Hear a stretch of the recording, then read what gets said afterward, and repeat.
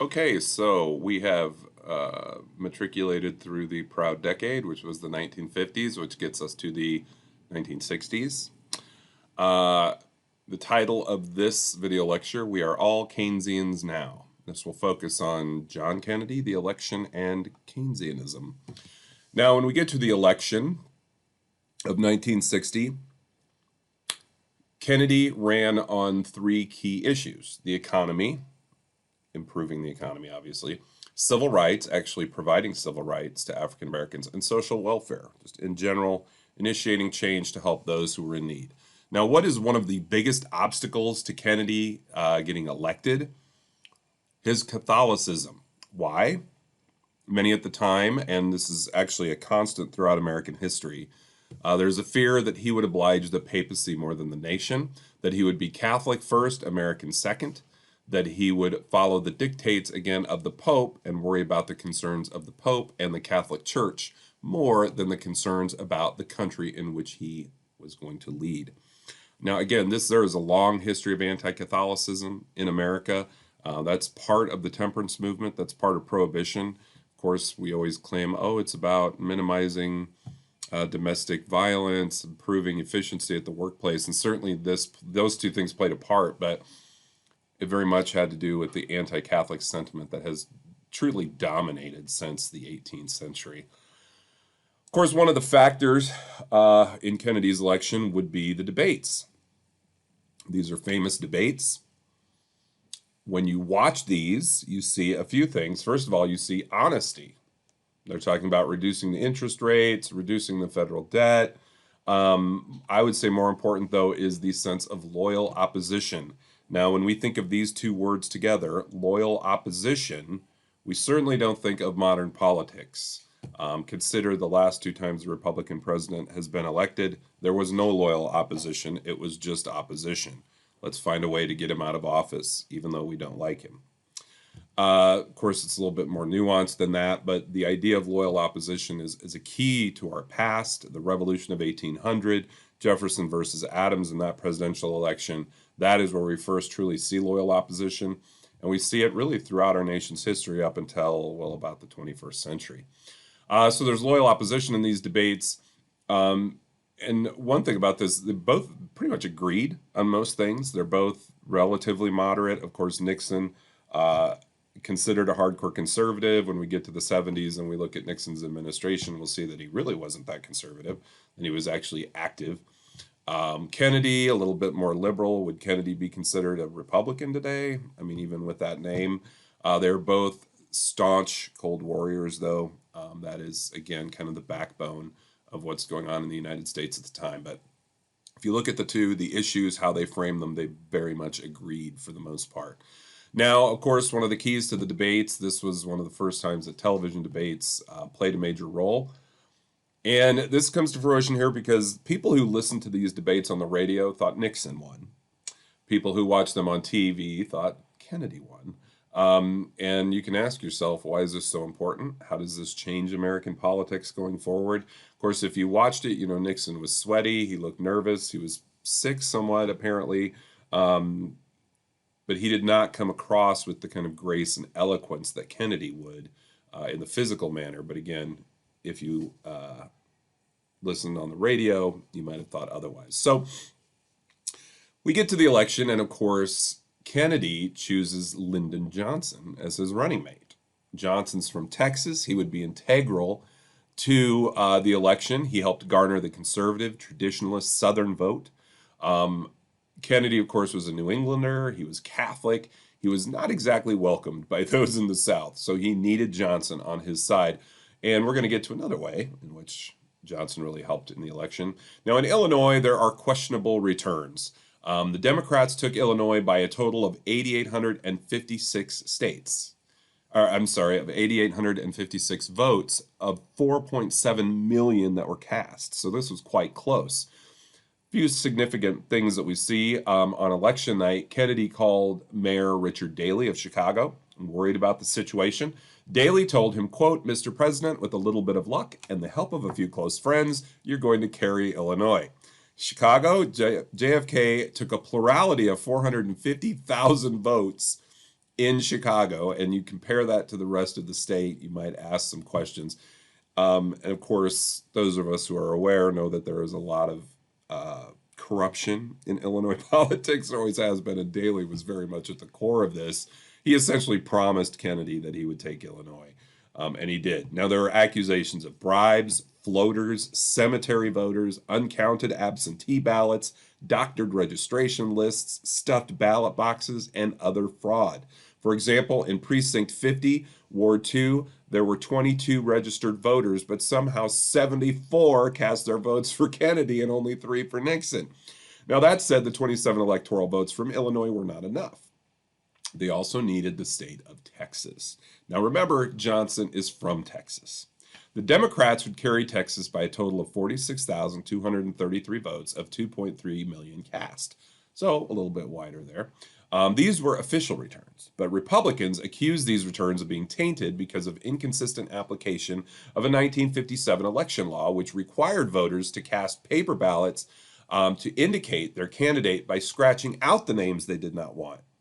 This makes no sense, of course. You always want to circle or mark next to the name you do want to vote for, but in Texas, they do things a little bit differently.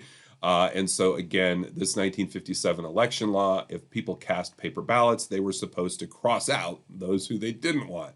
In 1960, 4 candidates were on the ballot, which led to some confusion. Some election judges threw away 40% of ballots because of illegal markings. Some election judges counted all the ballots, regardless of the marking. Some counted none. Some 100,000 ballots were allegedly discarded, while illegal ballots in areas heavily populated by illiterate Democrats were routinely accepted. Republicans simply wanted a recount in which all illegal ballots were tossed. Now, the Republicans would eventually back off. They could not prove necessarily that they suffered disproportionately to Democrats. Now, getting back to Johnson, he was known for creative electioneering. Historian Robert Caro, C-A-R-O, who is a major historian of Johnson, has written numerous books on him. Caro provided evidence that Johnson stole his first Senate election in 1948 via an interview with Luis Salas, an election judge in Jim Wells County, who admitted he took part in the theft. With his help, Johnson overcame a 20,000 vote deficit to defeat a former governor in the Democratic runoff by 87 votes. He received the votes of the dead, the missing, those who were unaware that an election was even going on. Again, this goes back to research Caro did, as well as others. Returns from different precincts suddenly showed up. Some of these returns were even corrected to show that the correct person won. So again, Johnson, who I'm sympathetic to, I'm a big fan of Johnson, but he was manipulative, and certainly he fixed that race in the Senate in 48 for the Senate in 48. And there are many questions as to how much damage he did to the electoral process in Texas in 1960 during the presidential election. Now, of course, Kennedy wins, right?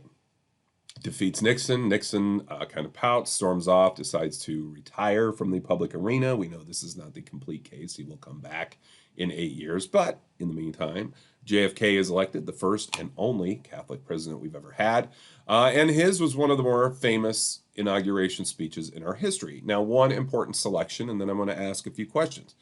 Of course, everybody's heard this. Quote, "Let every nation know whether it wishes us well or ill, that we shall pay any price, bear any burden, meet any hardship, support any friend, oppose any foe, to assure the survival and the success of liberty."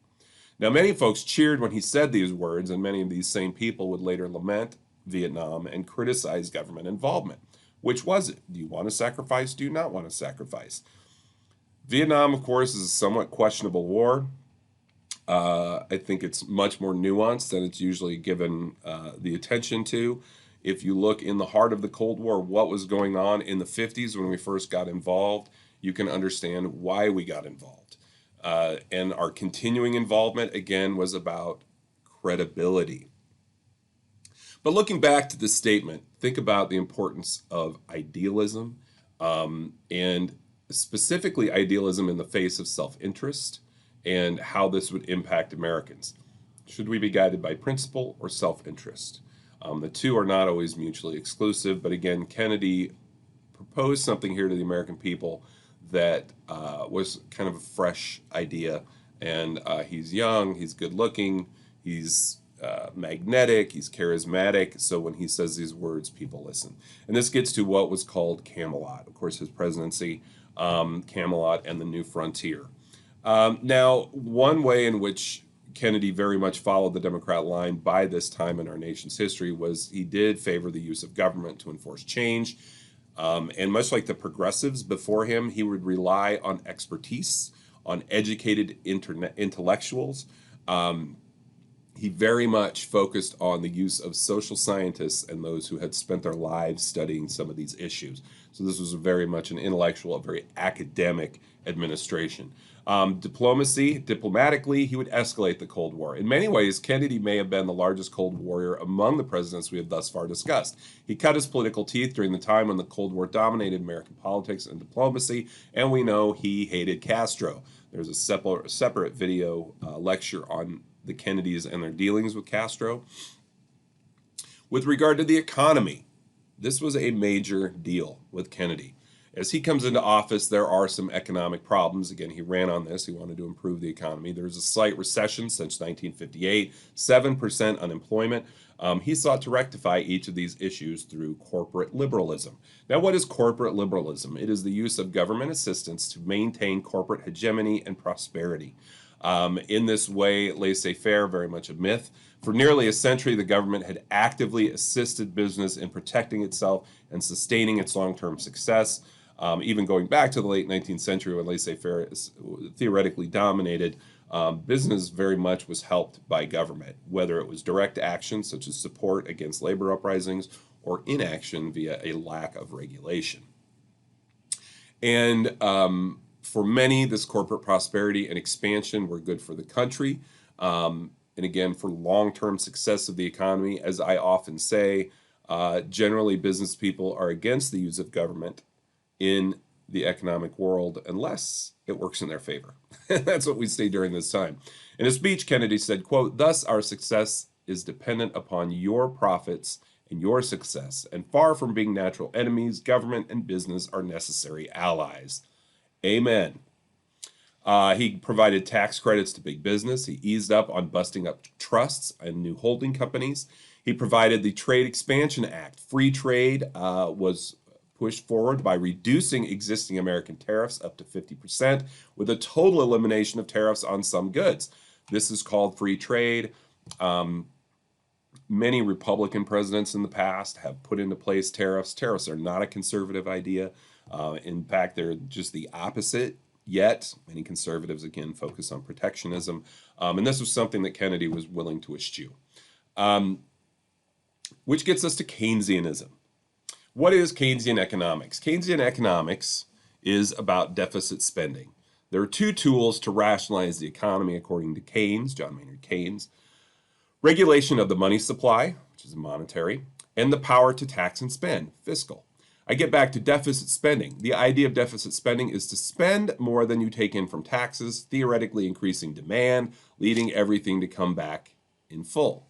The promise of permanent full employment, is this even possible? Now, to give some context, generally 4% or below is considered full employment. And this was Kennedy's goal, and according to Keynesian economics, this could be achieved. Now, who is Keynes? He was a British economist. He was a scholar. His work became academic orthodoxy by post-World War II era, not only in the United States, but really across Europe. The Council of Economic Advisors that was established was led by Chairman Walter Heller. Heller was a Keynesian stronghold in the administration. He, among many others, believed tax cuts would be better for the economy. And this is another way in which Kennedy really was not your traditional Democrat. Democrats generally favor higher taxes. They favor increasing taxes to spend for new programs. Kennedy wanted to lower taxes, again, because of reinvigorating the economy through what was called the Keynesian multiplier. The Keynesian multiplier worked like this. If a taxpayer spent $1 he received from a tax cut, it became someone else's income by spending it. Part of this would be saved, part of it would be returned to the government taxes, part of it would be spent again. When you spend it again, then it becomes someone else's income. Thus, the theory went, $10 billion in fiscal stimulus would eventually generate $20 million in additional GNP. actually 20 billion, I should say. JFK, though, ran on the idea of balancing the budget. But again, if you spend more than you take in, that's not balancing the budget. Of course, Americans realize this. The government, they can't really figure this out. Nevertheless, he eventually veered toward the CEA. By mid-1962, the year-ending budget provided a deficit of 6.3 million. Unemployment went down to 5.6% by mid-1962. The council argued that their policies were the principal push behind this. At a Yale commencement speech in 1962, Kennedy stated, quote, "What is at stake in our economic decisions today is not some grand warfare of rival ideologies which will steep the country with passion, but the practical management of a modern economy." Kennedy had fully succumbed to Keynesian ideas, which were in reality a close brother to, again, corporate liberalism. But again, this gets back to, think about that term, practical management. Kennedy and others believed, again, it was the government's job to promote the economy, to make it work better. And again, by doing this, by practically managing it. Overall, from 63 through 65, there was a net tax reduction of $10 billion.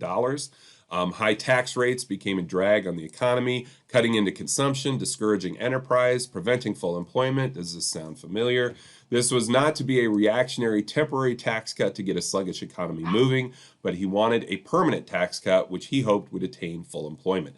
Many advisors argued to spend more rather than just cut revenues. For example, cabinet members, John Kenneth Galbraith. Kennedy would also speak to the New York Economic Club, who had great misgivings about Kennedy and his liberal tendencies. He explained that the current tax system, quote, "siphons out of the private economy too large a share of personal and business purchasing power. It reduces the financial incentives for personal effort, investment, and risk-taking." He promised his tax bill would increase profits, keep the deficit in bounds, and eventually generate budget surpluses and avoid inflation. The club went crazy, gave him a warm response, and this truly solidified Kennedy and his irrevocable turn toward Keynesian application. Critics of Keynes said that he was crowding out. For example, economists like Milton Friedman argued that this application would not garner the results anticipated, that the Keynesian multiplier was flawed fundamentally. For example, he asked, how would the government make up both the $10 billion deducted and pay its bills? If no change in the money supply, the government would have to borrow from private citizens. $10 billion that would have been lent and spent. Rather, the tax cut then would add to private demand, but the government borrowing to finance the deficit would then depress private demand, and the multiplier would prove a dud.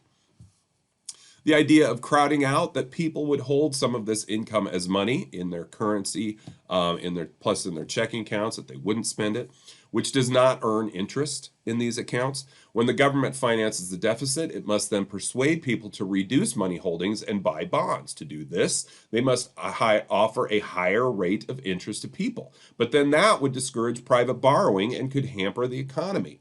The stimulating effect of the tax cut was crowded out by the depressing effect of financing the debt. Friedman authored a study that concluded such a fiscal stimulus would not make $1 into 2 or 3 of GNP, but approximately $1 would create $1. Other critics from the labor side, they believed that the tax cut was a reflection of inequity, that the rich would end up benefiting more. This is what we always hear when we have tax cuts. Some liberals wanted more spending to go with the tax cut. Now, in February of 64, Johnson would ultimately get this bill passed, the tax cut, but he also lowered the final budget almost $5 billion from what Kennedy had. This upset some in the administration. The results, there was early success. Gross national product increased to 6.5% in 1964. Unemployment fell to 5%. GNP in 1965 was a whopping $9 billion over the council's forecast. Unemployment would sink to 4.1%, which was essentially full employment.